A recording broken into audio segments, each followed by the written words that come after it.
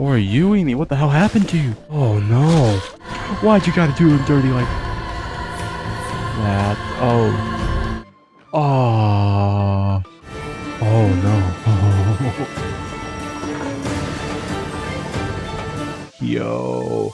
Yo, what's up? Welcome back. Welcome to new. My name is Mark, and today we're back with another episode of Atelier.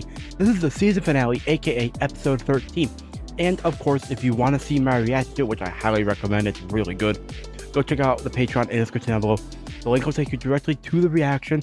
Become a member, you get a shout out at the beginning. Check out the reaction, then come back here for the review, or you can watch the review and then go check out the reaction. But as always, like and subscribe, hype the video, and yeah. With that said, if you're new here, strap in. If you've been here before, you know what to do. Grab your snacks, grab your drinks, and if you want to see this, get this anime yapper glass for yourself, you can check it out in the merch store, link in the description down below. But also grab your notebook because I took a lot of notes. Now let's talk about the episode. So, this episode starts out really good. Kind of good. It starts out happy. Not for long, but that's the par for the course, I guess, with the season finale. And Kifri, Coco, and Tetsuya, they're doing their things outside. Tetsuya and Coco are like racing around on the silk shoes, and Coco is like really fast because she's really good at straight lines. And Kifri, he compliments her by saying that's why a goat's going so fast. But then Coco's worried about if she did something wrong to a goat, but instead a goat. But then Kifri's like, no. If anything, if a goat was is still using the shoes, she must like what Coco did, which that's cool, man. Coco's all happy as well that presumably a goat likes what she did to her shoes, which I'm happy that she's happy, man. But with that said, everything's going well. It's sweet, happy, wholesome. And then unfortunately we see Elira's hat comes flying in there, because of course it does. And so the hat's like, yo, this is bad news. If I'm here, that means something happened to Elira. And that's what Kifri says. And as he's saying all that, he's looking at Coco and Tetsuya. We see a giant shadow appear behind them. And turns out it's a snake golem, aka the serpent backroad cave entrance gate thing. It attacks them. And it just doesn't go well for them, man. And Kifri, he's trying to save them. Because of course he's their master, he's gonna try to save them. But unfortunately, Kifri got hit. Badly, might I add.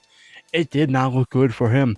But what matters is that so far he's alive, from what we can tell.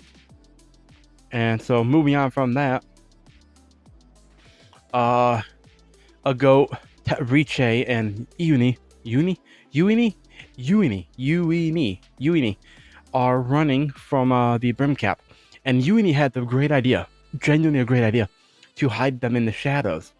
The problem, however, as we will come to learn really quickly actually, is that as they're hiding, oh, also the brim cap, give me some tangent about where are you hiding, and the different types of people hiding in the darkness, hunters, sinners.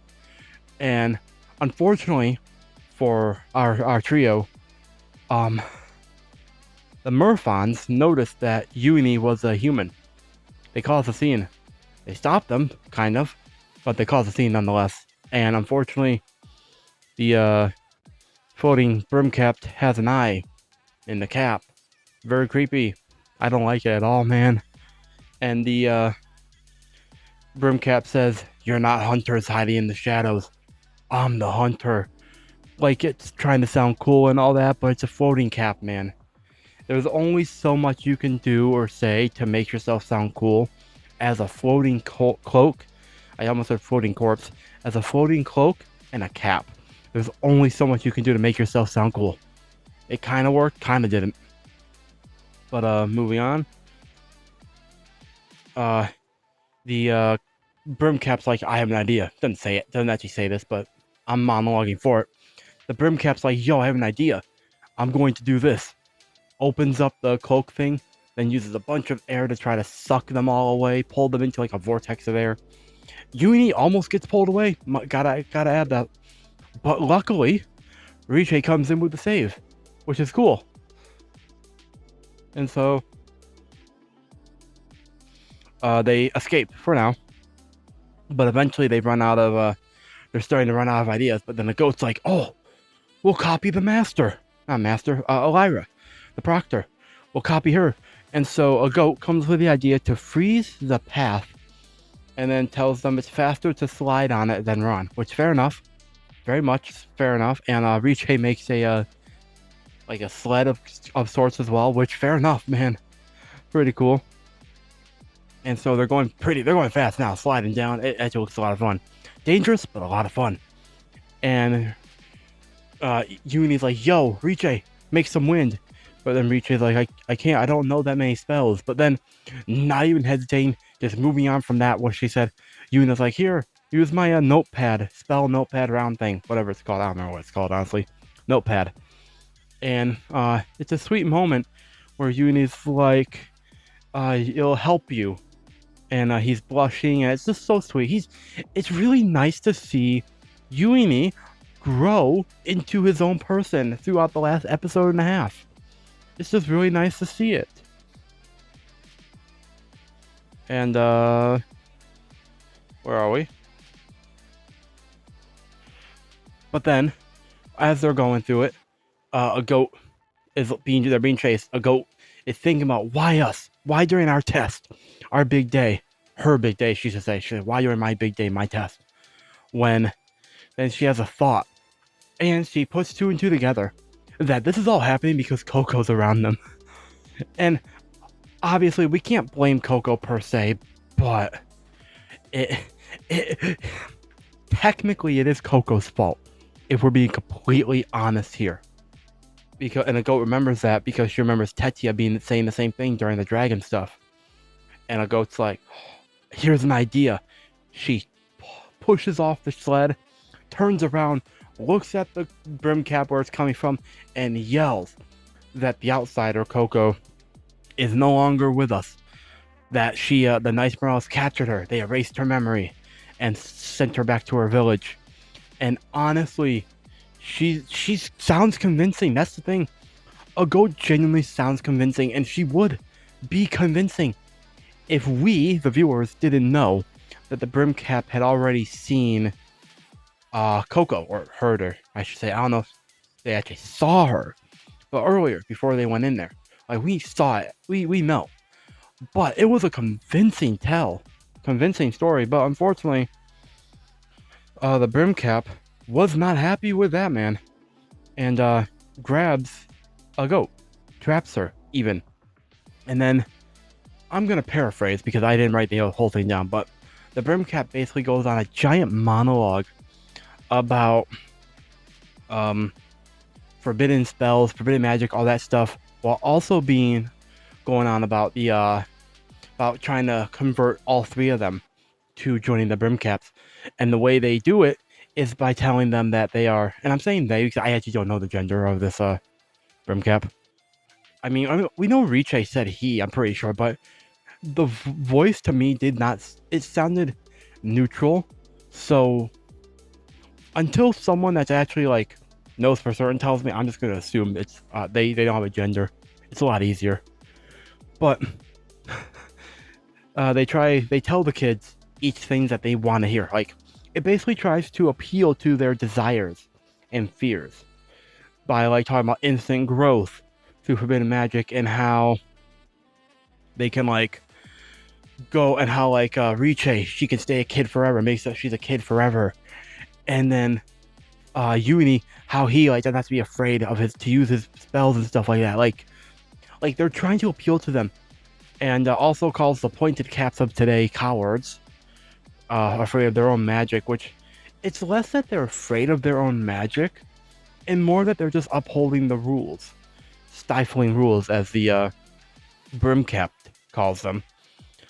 But like, I think I unironically, I can kind of see where the brim cap's coming from in a way, but also society only works because it has rules to separate the men from the beasts, the humans from the animals, sort of thing. Like, that's the only reason society works and functions as society. Otherwise, it's just one big lawless animal kingdom. Which, I mean, and like that already would be a problem, but especially with like magic, like that'd just be an apocalyptic scenario, man. And I also wrote down, I don't know if any of them will accept the offer to join them. But also the Brimcap also said that they freed themselves from the shackles of flesh, which sounds dark, sounds funny, and technically true, but like, I guess it becomes a question of, are they technically free if they have to rely on the cap and cloak combo? Do they, well, actually, is the cap the actual like brim cap and the cloak is just there for like extra power, or do they have to like have both of them together to function? That'll come down to if it's really a shackle or not. I actually have quite a few questions actually about how the brim cap works, but I'm gonna save those for another time. But yeah, I don't know if any of them will accept it. I went into detail on this in a reaction, but I do think if out of all the three of them that would accept it, I feel like Uni would probably be the most vulnerable to accepting initially. If this was before Uni had met the others, had met Riche, especially Riche and a goat, I do think Uni probably would have accepted, given his timidness, his personality, like everything about him. It would make sense if he accepted. Whereas I don't think a goat or Riche would. I think a goat would see it as an affront to all the hard work she put in, obviously. Then Riche, that comes down to not being something that she wants to do. She won't want to do that, so I don't think she would.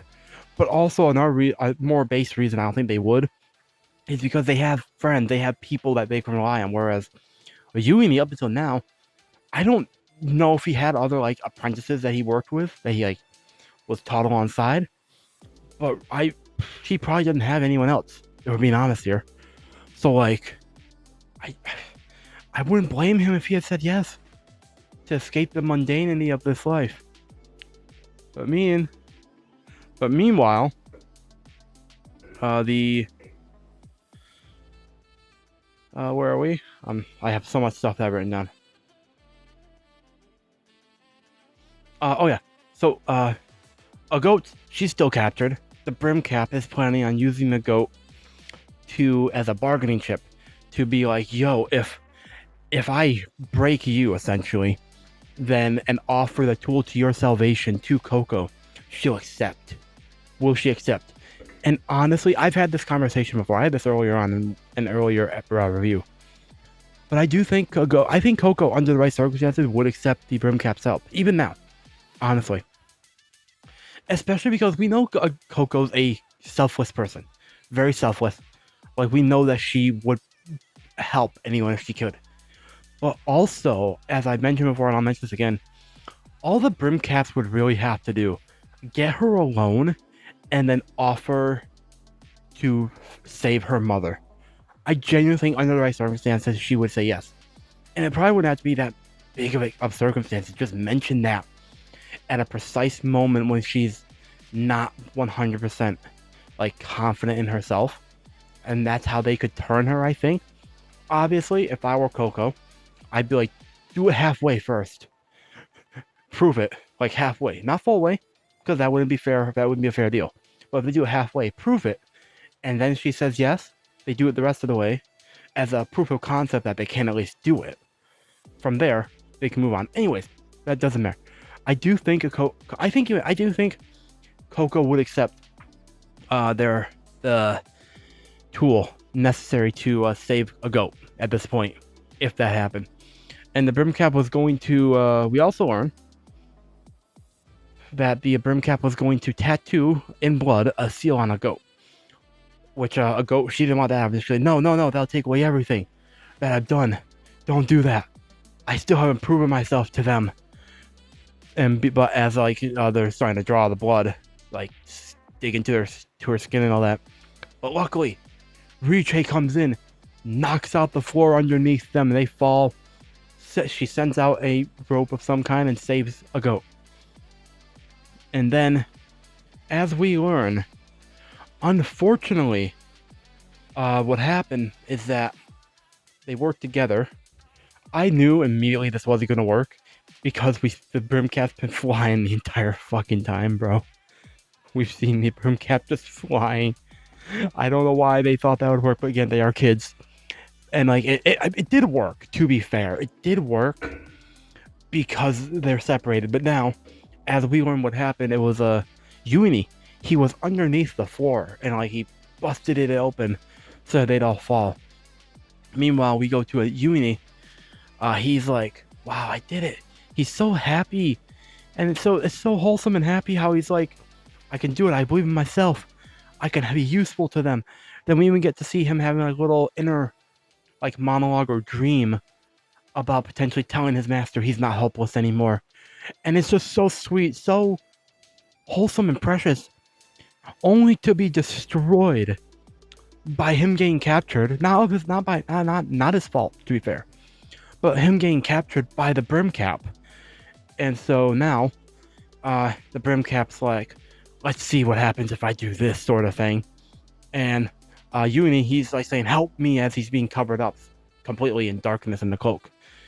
And I wrote down, no, not Uni, don't hurt him. He's just starting to reach his growth, to have self-growth. Man, it's not fair, bro. At all.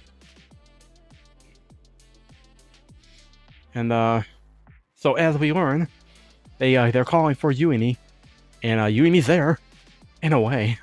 He's how do I put this? He's kind of fucked.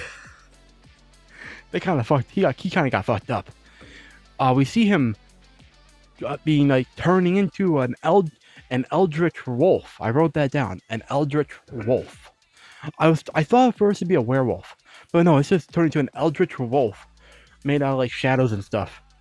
And meanwhile, the sad part is that he's like saying, "Save me, save me." Then he's like, before he's fully engulfed, he like feel self vanishing, and like that's depressing, bro. And I once again wrote down, no, not you, Eni, what the fuck? And then not when he was just starting to believe in himself. That's the thing. They had to come in here at the end when he's starting to believe in himself, starting to grow as a character, just to snatch all that away, bro. And you know the sad thing is, he's also probably gonna be like holding this over himself as well. Like if he gets saved, I hope he gets saved. If he doesn't, I'll be pissed. If he doesn't get saved, I mean, if he does get saved, you know that he'll be blaming himself for this. Like this is all his fault.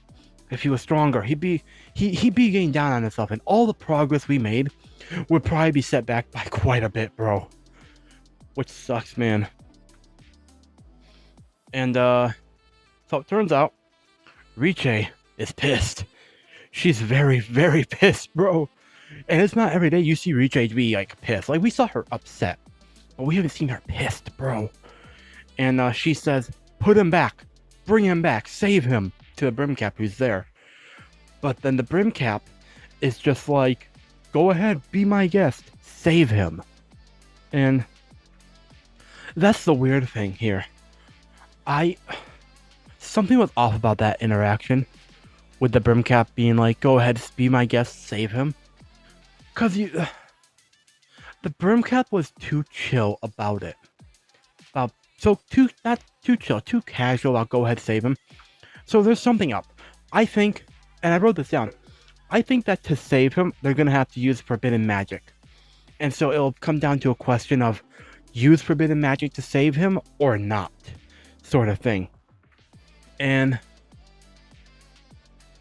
I wrote down, yeah, I did wrote down the Brimcap was too chill about saying to save him. And then to be clear, the Brimcap just bounced as well, just dipped the whole thing, presumably. Although they might actually be like watching from a distance, but like they seemingly just dipped after turning him into an eldritch wolf, which is like, damn, man. And so now, they're there, a goat and Riche is about to go after him. Fair. Genuinely, I would too. But a goat stops her. And she's like, no, you can't do it. I'll go. You're at this point, you wouldn't be any help to him because you don't know a lot of spells. I'm known for my versatility, my adaptability. This is all a goat. She's glazing herself. And I don't know if she's trying to glaze herself or not, but it sounds like she's just trying to glaze herself, man. And but Riche, she's not having any of that. She just, but then a goat's like, also we gotta deal with the Murphons. Like, it's not fair to them to just leave them behind. We gotta get them back to their flock. Someone has to tell people about Uini and Elira. And then a goat's like, let's split up. And they do. Now, so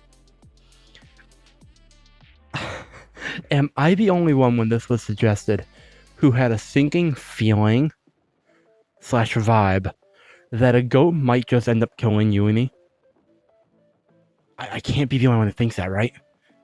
Cause I feel like, here's the thing, I'm basing this all under the assumption that to save him you have to use forbidden magic, right? This assumption that the line of thought is based purely on that. Assuming you need to use forbidden magic to reverse forbidden magic, which would make sense. We know Riche would probably do it. Push comes to shove, she would use forbidden magic to save Uini, because it's what she wants to do. We know it, right? Like, we're pretty confident that she would do it. A goat, on the other hand, she probably wouldn't. Not for Uini. For Riche, Tetia, maybe Coco, she might, but I don't think she would for Uini. And we also gotta remember, a goat is a realist. She's a pragmatist. She is serious by the book. She will. I think she would rather kill Uini than use forbidden magic to save him, because that using forbidden magic would jeopardize her and her situation, her setup, her future potentially.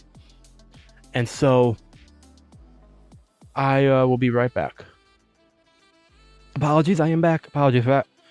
But no, a goat, she's too set in her ways, basically is what I'm trying to say, that I don't think she would use forbidden magic, so I do think she would rather kill him for it.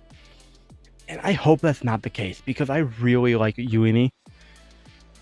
But I think she would have she might have a little bit of a problem doing it, but I think she would sacrifice Uini. Put him out of his misery, so to speak. And then, moving on, after all that's said and done, we get to see Coco, Keyfree, and Tetia do alive, supposedly. And the brush buddy, he's awake. He wakes up Coco. And Coco and them are all injured. Except for Brush Buddy, he seems to be fine. Which I'm happy, I like Brush Buddy, I'm glad he's fine. And also, the turns out, Keyfree, he's hurt a lot more than we thought, bro. Yeah, he took something in the back. But he's also bleeding from the head, man. His glasses are cracked and everything. And Coco reaches out to, see if he's okay, but he grabs her wrist real quick. And then she's like, sorry, your glasses were cracked, so I thought. But then he's like, it's fine. He pulls him close, stay close. Tetia's also waking up around this time. And then Keyfree's like, something's out there. Off in the distance, and you can see it too. And it's creepy. And yeah, it's definitely not creepy, man. It's definitely creepy, I mean. And I wrote down, what the hell are they? And then turns out I get that answered. They're the old people of Ramanan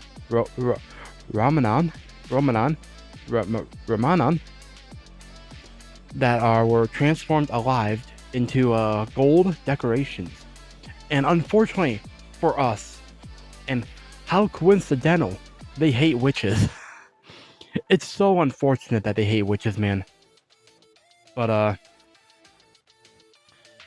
but Keyfree's like, okay, it seems they don't notice you two yet because his cloak was damaged, so they see him as a witch, a human, whereas Coco and Tetia are like the Murphon still. So he's like, stay close, I'll protect you because I'm your master. And I wrote down, I got death flags for him. I don't think they're gonna kill Keyfree because he's the Gojo of this show, so I don't think they're gonna kill him. But like, I'm getting death flags, bro. He's like, I'll protect you because I'm your master. He even takes Coco's hand, reassuring her, and it's just, I got death flags for him, man, and that's not good. I don't want Keyfree to die, bro. And then that's how they end it, bro. Because of course, that's how they gotta end it. We get a really cool shot though, and I'm like 90% certain it's from a manga. Like, it's a manga panel brought to life. It looks so good. But then they end. The OED, more depressing now that this is the end. But also, I then had the thought after I was finished with the episode, I had a little discussion at the end. I don't know if they're going to, when there's going to be an announcement for season 2. I suspect there will be an announcement. They're not going to stop this show, right? It's not going to be a situation of they cancel this show. It's way too popular, way too loved to do that. But I don't know how long it's going to be until we get a season 2. And I also said this in the reaction, but I'll say it here as well. If we aren't going to get it for at least 2 or 3 years, I might unironically go read the manga, because like, I genuinely will not be able to wait for that. So, and if that does happen, if we have to wait 2 or 3 years for it, I will probably read the manga, because I want to catch up on it instead of having to wait 2 or 3 years for the anime.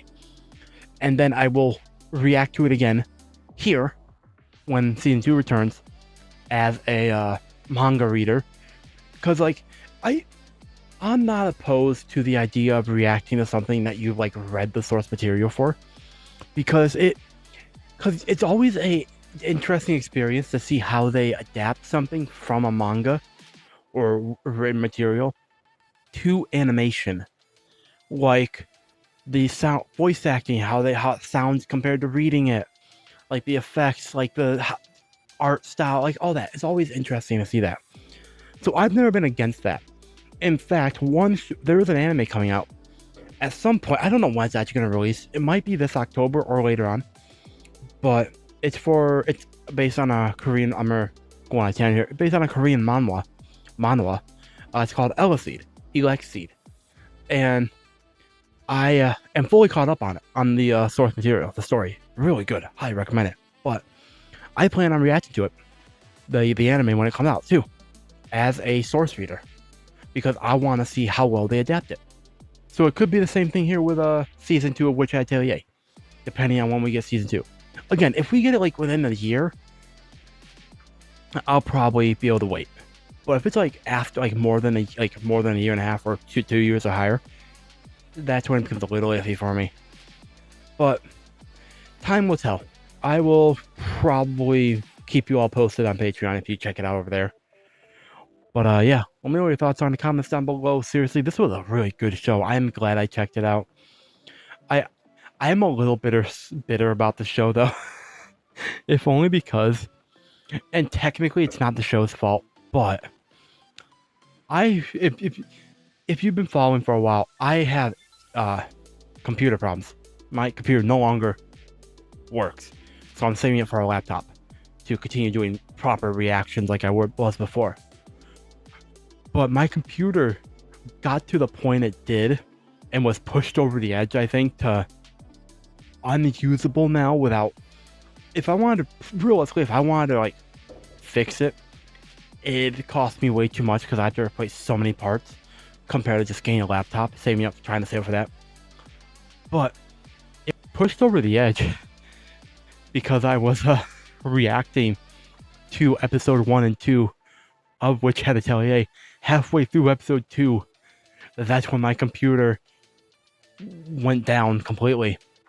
And so I just think it's kind of funny that I'm kind of bitter about that. That technically, if I never started this show, I might not have had as many problems. But who knows? I don't know, man. Anyways, no point in dwelling on the past, because that's like almost 2 months ago at this point, give or take, or 3. And I've gotten a system down. It's not the best system. I do genuinely hope to get a laptop soon, because I can only do this for so long, especially because like summer season, so many shows can be coming. But we'll see what happens. But with that said, thank you all so much for watching. Let me know your thoughts on the comments down below. Go check out the reaction if you haven't already. And the Patreon is down below, of course, as is my merch if you want to check out this Anime Yapper merch. Glass, shots glass, rocks glass. It's really good. It's a nice glass. I like it. And I hope you check it out. But anyways, thank you all so much for watching.